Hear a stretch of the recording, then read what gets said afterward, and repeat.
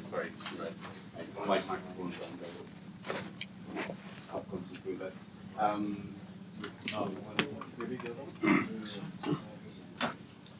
Does this work? Yeah. Yes. Apologies from Laura, who couldn't be here for an emergency.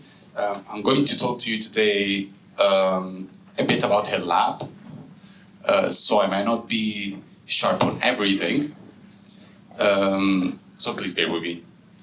Welcome to UCL. I'm just gonna give you a warm welcome and talk a little bit about what Laura has been doing. I've been part of Laura's lab in the past years, and now we're working together still. Very brief, very quick information if you need to connect to Wi-Fi, as Jean-Baptiste said. UCL guests, we are in the UK, so you need an account. So we are part of UCL, we are part of engineering sciences, pretty much. We are a bit of an hybrid lab. We sit between communications, computer science, lots of other stuff. It's called LASP, which is about signal processing and AI, pretty much. And the objective of the lab is to develop adaptive strategies for large-scale networks.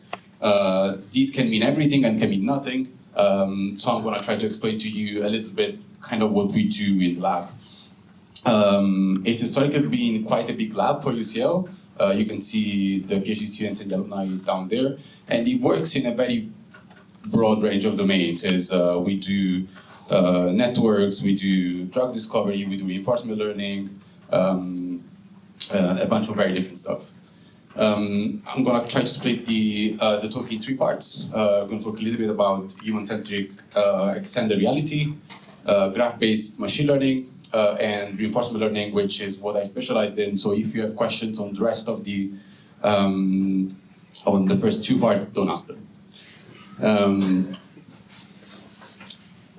So in terms of immersive reality, I mean, you know probably better than me, because I don't work in this part. It's quite of spreading very quickly and very broadly. The problem that we're having right now is the amount of data we have to stream.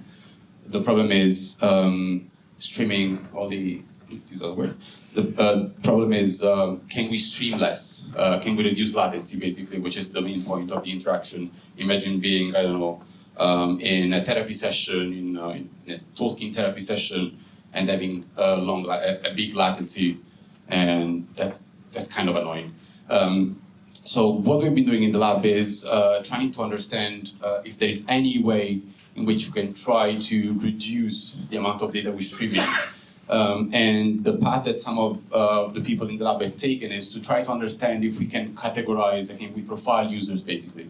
If we are able to profile users, we can more easily forecast their behavior. If we can forecast their behavior, which is quite scary, if we can forecast their behavior, we can choose better what we can stream to them.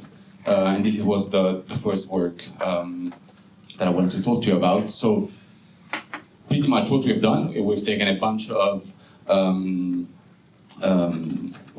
streams of people, and we analyze them, and we cluster them in terms of the entropy of their movement. So where they moving all around the 360 degrees, or were they focusing on something very specific. We dropped them into a machine learning model, and we're just trying to understand whether there was any categorization.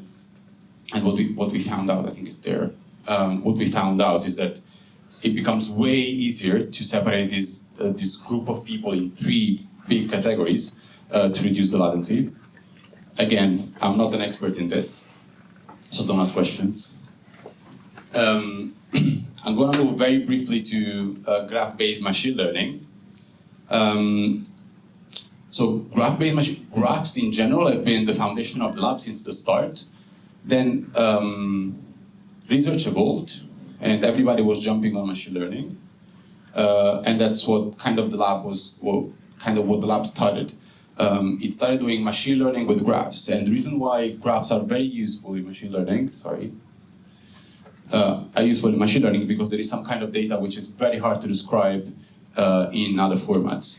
For example, imagine interactions with users how would you describe the interactions into a social network? It would be very hard to describe it in the form of an image, for example, or in a matrix in general, in terms of structured data. So the idea of graphs is, can we use graphs to improve the way we're doing machine learning right now to deal with these kind of systems? So what I'm talking about is, for example, predicting the leakages of a water network system, or predicting interactions for social networks, or I don't know any other application that we can talk about. Point clouds, drug discovery, all these things can be described with graphs, but that's not the point. It's not that they can be described with graphs, that it's easier to describe them with graphs than describe them in any other different way. The work I want to talk to you about today, in terms of graphs, is going to be about very close to the extended reality one. So one other way in which you can reduce the latency is still forecasting and still predicting what's going to happen later. And one of the PhD students in the team, what was trying to do is trying to understand, can we do the same thing with point clouds? So if I stream something to you, in terms of 3D point clouds, can I predict what's coming next? If I can predict what's coming next, I can understand, okay, most likely the user is going to focus on this part of the streaming, and then just stream that part with higher quality. So we proposed a new architecture, we proposed a new method to do this, and just found out that this method is basically better than others. When I say better than others, I mean that the error in which the reconstruction error, so the error between each point and the next frame is just reduced compared to other ones. So that's how can we measure these advancements. Reinforcement learning. In terms of reinforcement learning, I'm not sure how high level was this until now. I'm going to try to keep it high level. Reinforcement learning has been growing a lot in the past 11 years. The problem of reinforcement learning is that, does anybody know what reinforcement learning is? I'm going to take your yes for everybody's yes. It's being used to, we're trying to understand if reinforcement learning can be useful to produce general artificial intelligence. What's been used in the earliest days is for developing very, very specialized algorithm that could play only some specific games. We use games as a proxy for real-world tasks, just because are complex enough to represent part of reality. And the problem with these kind of things is that you either have an agent which is extremely good at one game and can only play that thing, so you have an AI that only can play chess, then you ask them to play any other easier game and they can't, or any other kind of task and they can't, or they're not really designed for it. Or if they have to be so general, they will take their training, their optimization will take so long that we don't have time for it. So it's kind of, again, expensive, it's unsustainable, and the fact that it's expensive is kind of limiting the application and the development of these kind of things to companies that can afford it. UCL, for example, for how big it is, can't afford to do this kind of stuff. Imagine the scale. So what we've been working on is trying to understand, can we scale the agent that can do the things on the left to something that can do the things on the right, and what's the missing part? We looked at two major things. The first one is something which is called the exploration problem. When I don't know how to solve a problem, what is the first thing I look at to try to understand if it's a good thing for me to learn to solve the problem? And the second thing is, once I've solved the problem, by chance probably, how do I understand what were the actions that were the most impactful for me to solve that problem? Can I select only those? So these were the two main problems. And we published a couple of papers on this. We tried to, the problem was very old, nobody was formalizing it, so we decided, okay, let's let let's make a step and let's try to formalize it. And this was the first formalization since 1960s.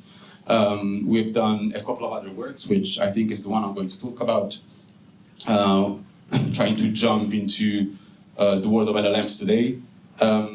The problem I was talking to you about, trying to recognize what are the actions that are the most useful actions. It's kind of a big problem in reinforcement learning because you can think of reinforcement learning agents learning from scratch as a baby that was just born. He has absolutely no idea what they're doing. So he can't recognize right actions. So what we've tried to do is try to pair this newborn baby with someone who has a bit more knowledge. You could usually do this with humans, but if we had to do this with humans would be just too expensive, and it's not really automated. So it's just going to break the automation in the middle, and you can't do anything else. It kind of becomes the bottleneck. So we try to replace this with a program. The only program we could think about is a language model. So ChatGPT, we used Llama here, I think. And what we found is that LLMs are very, very well aligned to how humans will behave in supervising an reinforcement learning agent to solve a task. And that has become very useful because you can drop the LLM in the loop of a reinforcement learning, routine, and just ask the LLM to provide an external reward, which is the exact same thing that a parent will do or a mentor will do with a student. That's pretty much this for the talk. Thank you very much, and welcome again to UCL. If you have any question on UCL, you can ask Jean-Baptiste, and Jean-Baptiste can report that to me. And if you have any question on the talk, on your reinforcement learning, please.